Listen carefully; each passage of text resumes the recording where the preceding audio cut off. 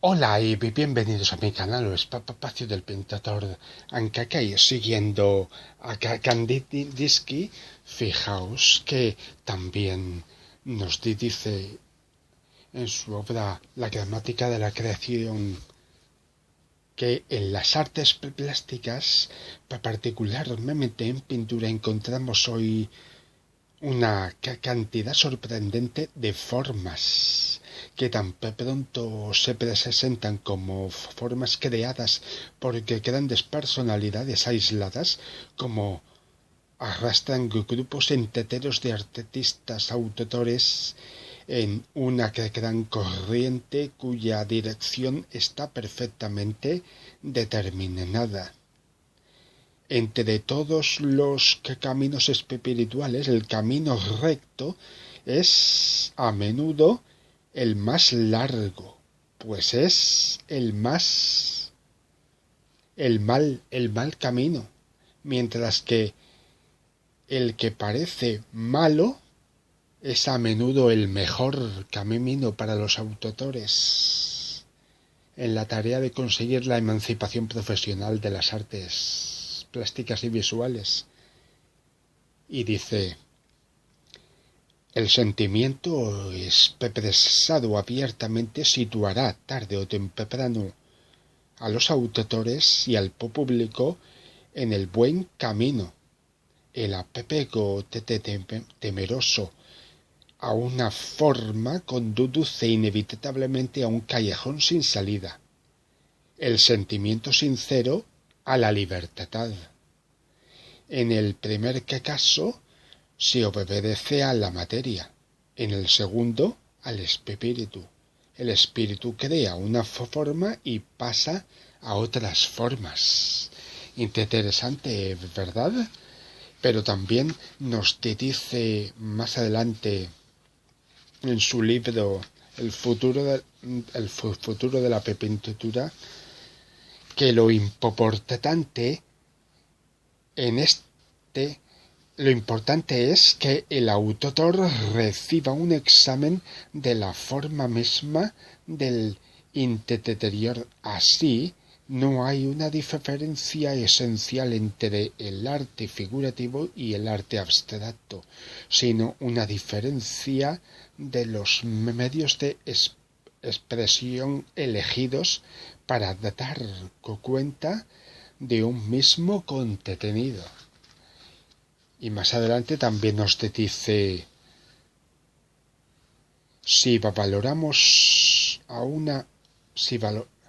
si valoramos de una manera puramente exterior y fría el elemento formal en el arte y en la vida en general también, las obras de arte abstractas están muertas. La valoración interior del elemento formal en el sentido más amplio, valoración que se suma a la primera y ejerce una influencia calurosa, vuelve vivas las obras de arte abstractas. Considerando desde donde nos hallamos actualmente, el siglo XIX constituye una preparación lógica. Podemos, y que cada vez más acelerada, del punto de vista antes mencionado, y posee, y por tanto, del arte abstracto, la valoración exterior. La valoración de exterior había de llevar a cabo primero su trabajo preparatorio, y para ello, en un primer plano, que la pintura francesa fue reconocida de repente como un modelo universal por el resto de países, como en el impresionismo del siglo XIX, ¿verdad? Y luego también nos dice que podemos caracterizar el último periodo del desarrollo de la pintura postimpresionista al margen de otros aspectos importantes por el distanciamiento más o menos consciente, pero siempre metódico, de la resonancia objetiva. La última consecuencia de este proceso consciente en la eliminación completa de esta resonancia, lo cual permite a los elementos puramente pictóricos desarrollar sin dificultad, es decir, clara y simplemente sus repercusiones interiores, es decir, que el arte abstracto viene de dentro, de muy dentro de nuestro espíritu creador, que todos los autores llevamos en nuestro interior.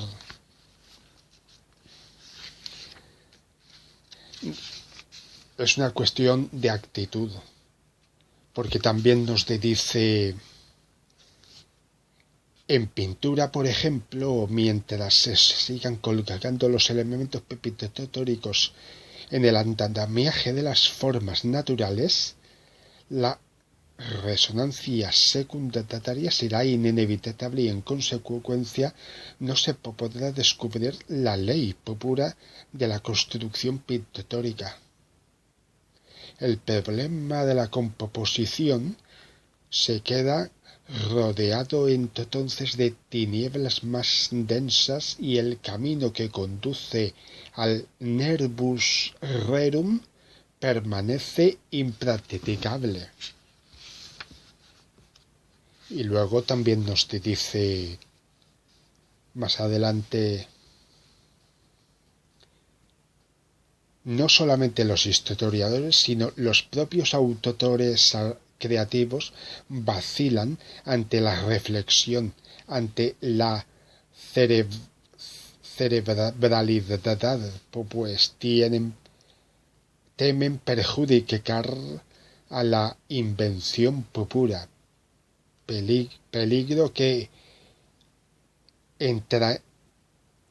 entrañaría como consecuencia natural el fin de todo arte.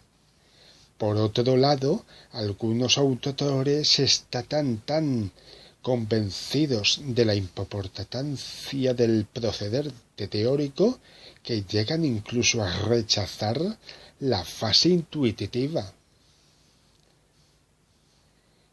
Aquí también el estado anormal del pensamiento moderno ha roto el equilibrio de las dos fases, intuición y reflexión. Es decir, que hay que tener un equilibrio entre la intuición, la idea que queremos crear en un cuadro o escultura y la teoría, la reflexión. Hay que tener un equilibrio entre las dos. No valen una sola. Tiene que ser las dos al mismo tiempo. Porque también nos dice que la teoría deberá, uno, establecer un vocabulario ordenado de todas las palabras actualmente dispuestas y desorbitadas, y de dos, fundar una gramática que contenga las reglas de construcción. La pintura abstracta se esfuerza por agrupar estos elementos, es decir, por precisar, uno, los primeros elementos y designar los que dimanan de ellos, más diversos y complejos. Parte analítica. 2. Las posibles leyes de ordenación de estos elementos en una obra. Parte sintética. Y luego más adelante también nos dice que el contenido no es otro que la suma de las tensiones organizadas. Desde este punto de vista descubrimos la identidad originaria de las leyes de la composición en las distintas artes, dado que las artes sólo pueden materializar su tema a través de las tensiones organizadas. Y luego también nos dice que en otros términos, que los partidarios de la pintura de objeto prueben que el objeto en pintura es tan indispensable como el color y la forma, en el sentido restringido, sin los cuales la pintura sería inconcebible. La experiencia de diferentes épocas ha producido pinturas que no recurrieron a la representación, aumentando así particularmente el valor de los elementos indispensables, forma y color. Querría señalar brevemente que la etiqueta abstracto induce a error y es peligrosa si se la toma al pie de la letra, pero por lo que sé, la etiqueta impresionismo fue ideada y empleada en su época para burlarse de este movimiento. El término cubismo, tomado literalmente, es una banalización nociva de lo que hay de nuevo en el cubismo. Y más adelante también nos dice: se afirmó que los impresionistas rebajan el arte por la pasión por el paisaje, y que esta pasión corresponde a una disminución catastrófica de las formas creadoras. No se hablaba solo de impapas, sino de muerte de la pintura. En cuanto a ejemplos, no es difícil encontrarlos en la historia del arte. La naturaleza del arte permanece inmutable para siempre, tanto si se refiere a la pintura como a la música, por ejemplo. ¿Sería posible encontrar a un hombre que sostuviera que solo el lied o la ópera responden a la verdadera esencia de la música, y que la música sinfónica pura es intelectual y artificial y lleva al impasse? Hubo un tiempo en que se oían tales afirmaciones. Solo aquello que vuelve la espalda al espíritu conduce a impases, mientras que lo que nace del espíritu y les sirve abre todos los impases y lleva a la libertad. Siempre el trabajo intelectual es un poco peligroso apoyarse solo en el pasado, en la historia del arte, y es peligroso pretender que las novedades son errores únicamente porque aún no han existido. Ya por esta sola razón, nuestro conocimiento del pasado es muy defectuoso. De hecho, con frecuencia podemos encontrar en el pasado fenómenos estrechamente emparentados con los fenómenos más recientes y en sus últimos descubrimientos. Podemos sostener, además, también legítimamente que hasta el presente, el trabajo intelectual por sí solo, es decir, sin elemento intuitivo, jamás ha originado obras vivas. Dibujaba, por ejemplo, la imagen proyectada sobre una superficie calculada de acuerdo a proporciones matemáticas, pero el color llevaba a modificar una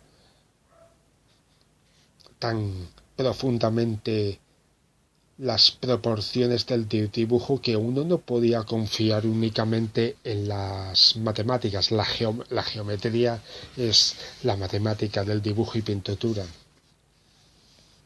Las obras normales de la pintura abstracta brotan de la fuente común a todas las artes, la intuición. Los autores que se hacen pasar por puros constructivistas han hecho de diversos intentos para construir sobre una base puramente materialista.